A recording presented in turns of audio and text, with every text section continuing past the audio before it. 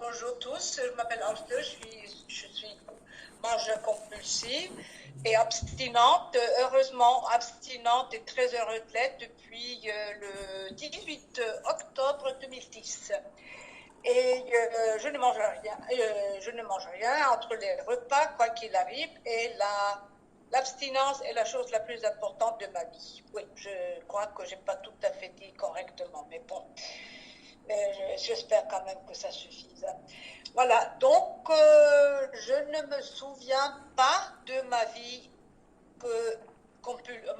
mangeuse compulsive parce que je me souviens pas très bien avant l'âge de 6 ans. Je sais que je piquais beaucoup, c'est-à-dire j'étais capricieuse de ce que je mangeais avant, mais à l'âge de 6 ans, j'ai fait une opération des amygdales, et là, c'est comme s'il y avait un bouchon qui avait été enlevé, et puis ça commençait vraiment. J'étais sans faim, j'étais sans fond. Je pouvais manger tout, j'aimais tout. Et puis mes parents, au départ, étaient très contents parce qu'enfin cet enfant allait commencer à manger. Mais bon, ça prenait 1 an avant que je sois obèse. Donc c'était vraiment très rapidement que j'ai pris le goût de la nourriture, et toute ma vie, c'était le cas. Pas spécialement les sucres et les féculents, mais tout. Manger. Alors vous pouvez vous imaginer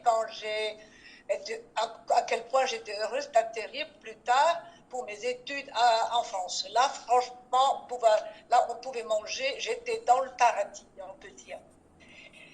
Et pour toute ma jeunesse, adolescence, je me suis battue contre les kilos, pas l'abstinence, c'est-à-dire pas la maladie, parce que je ne comprenais pas que c'était une maladie autre que justement des kilos.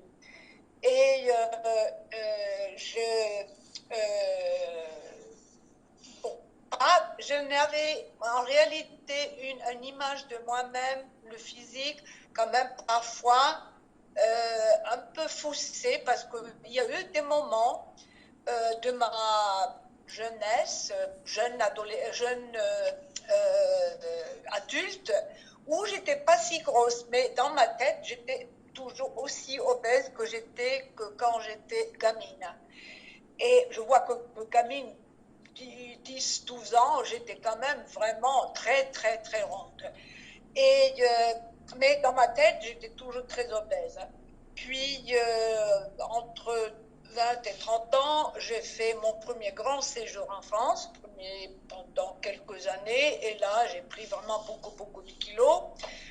À l'époque, je fumais également, et j'arrêtais de fumer. Et là, je savais, bon, je ne me rendais pas compte que c'était une addiction à ce moment-là, l'alimentation, mais j'étais quand même consciente en quelque sorte que bon, j'allais me rabattre sur la nourriture quand quand j'ai arrêté de fumer. Donc, en même temps, j'ai fait un régime vraiment très strict, qui était un régime guidé par un médecin, mais il était vraiment horrible, ce régime. C'était un régime où il avait un genre d'appareil pour mesurer le gras sur mon corps. Alors c'était franchement humiliant, franchement une expérience absolument terrible dans ma tête. Et puis ça ne durait pas longtemps, comme toutes les autres régimes que j'avais fait. C'était un désastre à la fin. Alors, une fois rentrée de France après mes études, j'ai fondé une famille, j'ai un fils, et puis malheureusement, il faut vraiment dire, et là je suis encore en colère avec moi, j'essaye bien de me pardonner, mais j'ai vraiment, vraiment filé cette maladie à mon fils. Je l'ai élevé dans sorte qu'il est obèse maintenant, qu'il est vraiment, il a la même maladie que moi, et je m'en veux, mais bon, je fais rien pour le forcer à faire la même chose que moi. Donc, je ne fais que lui montrer que c'est faisable avec l'abstinence, d'abord perdre les kilos, mais surtout de ne plus avoir cette obsession que j'avais vers la fin. C'était tout tourné autour de la nourriture. Quand j'ai commencé mon abstinence, je pensais rentrer dans une prison grise. La feuille grise, je voyais la prison grise. Pour moi, c'était ça. Et je pensais vraiment que j'allais dire au revoir à toute la joie de la vie. Parce que, bon, la bouffe, c'était tout pour moi. J'aimais beaucoup cuisiner, inviter à manger, où je faisais des portions, bien sûr, 2 fois trop grandes, parce que pour que j'ai tellement de restes, pour que je puisse manger des jours et des jours après. C'est 12 minutes déjà? Non. Non, non. Et donc, mais bon, j'étais très, très, très surprise quand ce n'était pas le cas. Avec ce programme, d'abord, je mangeais ma faim. Ça, c'était la première fois que jamais dans ces régimes que j'avais fait avant, là, j'avais pas faim. Et parce on mangeait sain, et j'aimais bien ce qu'on mangeait. Deuxièmement, petit à petit, bon, j'étais pas très contente de faire l'abstinence parce que, bon, c'était une question physique avant tout. J'étais devenue tellement grosse que j'avais la tension, je commençais à avoir le diabète, plein de maladies que je développais. Et donc j'étais forcée, si je voulais continuer à vivre correctement, de faire quelque chose. Donc c'était pas du tout à cause des obsessions que j'avais que j'ai fait l'abstinence. C'était qu'au bout de quelques semaines, quand que je me suis rendu compte que en réalité, j'avais plein de temps, je n'avais pas toujours ces pensées qui circulaient dans ma tête, surtout le soir, et la nuit même, je ne pouvais pas dormir parce que je pensais, j'ai peut-être faim, je devrais peut-être regarder ce qui est dans le frigo, et puis je le faisais, puis 10 minutes plus tard, peut-être je n'ai pas pris assez, et puis bon, je suis repartie. C'était constamment comme ça. Au repas de soir, je mangeais trop, parce que bon, je n'avais pas de limite. Le lendemain, c'était oh là, je regrettais, j'ai trop mangé, donc ce soir, je ne vais pas manger autant qu'hier soir. Donc, c'était toujours ce genre de combat dans ma tête, discussion, argumentation pour si je devais manger ou pas manger, toutes les restrictions que je devais faire, mais je faisais rarement. Et si je le faisais, c'était, comme je disais tout à l'heure, dans mon lit, je me suis dit, j'ai pas assez mangé au dîner, alors j'ai un petit creux. Bon, et j'essayais de trouver le petit creux, pour donner une justification pour aller plonger dans mon frigo. Et ce n'était qu'au bout de quelques semaines que je me suis dit, j'ai plus ces pensées-là, j'ai de la tranquillité, de la paix dans ma tête. Tout ce que je mange, c'est bien. Ça, j'aime beaucoup. J'ai pas faim. Alors, relativement vite, je commençais aussi à travailler les étapes. Donc, de regarder tout ce que j'avais mal fait, à qui j'avais fait du mal. Bon, c'était beaucoup. Mon fils, beaucoup des personnes autour de moi, dans ma famille, mais surtout à moi-même.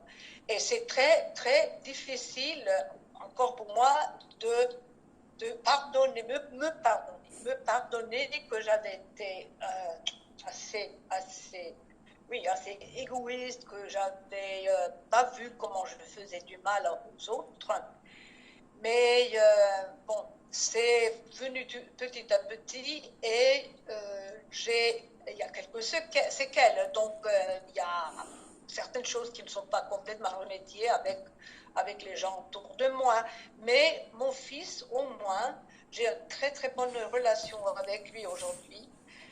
La plupart de mes amis, ceux que j'ai gardés, parce qu'il faut dire qu'il y a certains amis avec qui je consommais, donc qui ne sont plus dans mon entourage parce que je suis plus la bonne copine donc et la bonne, disons, oui, copine pour partager l'addiction. Donc, j'ai un peu fait le tri dans mon groupe d'amis à cause de ça, un tri un peu naturel, on peut dire. Voilà, seulement, j'étais super étonnée que ça marche pour moi. Et ça marche vraiment pour les autres. J'ai vu aussi, surtout si on est honnête, complètement 100% honnête avec son sponsor, avec sa marraine ou le parrain. Et pour moi, ça aide beaucoup de venir aux réunions autant que possible. Ça m'aide d'avoir des fioles, d'avoir des sponsors et de travailler dans le groupe si c'est possible. Donc, ça m'aide pour maintenir une bonne abstinence et surtout entendre le témoignage des autres. J'entends souvent le témoignage de ceux qui ont chuté. Et à quel point, à quel point c'est difficile de retourner vers le GSA. Donc, ça me fait peur et ça me met un peu sur la pointe des pieds pour ne pas faire des écarts. Quelqu'un autour de moi qui allait arrêter pendant un week-end parce qu'il partait à l'étranger ou quelque chose comme ça, et puis ce week-end durait 3 mois, je crois. Alors, vous voyez, je crains énormément et ça me tient éveillée pour vraiment faire tout ce que je peux pour éviter que les situations se passent où c'est pas possible de manger j'ai ça. Moi, j'ai toujours la balance avec moi. Quand je vais au restaurant, j'ai toujours des légumes dans mon sac, même des protéines, parce que parfois, ça peut arriver qu'on n'ait pas les protéines qu'il faut. Donc, j'ai fait toujours de sorte que, je ne sois pas prise à l'imprévu. 12 minutes. Voilà, donc je crois que je vais arrêter là maintenant parce que je vois qu'on est de plus en plus à la Réunion et ça me fait super plaisir. Je ne peux pas très souvent venir à la Réunion française, mais les fois où je peux, ça me fait super plaisir de vous voir tout cela. Merci beaucoup.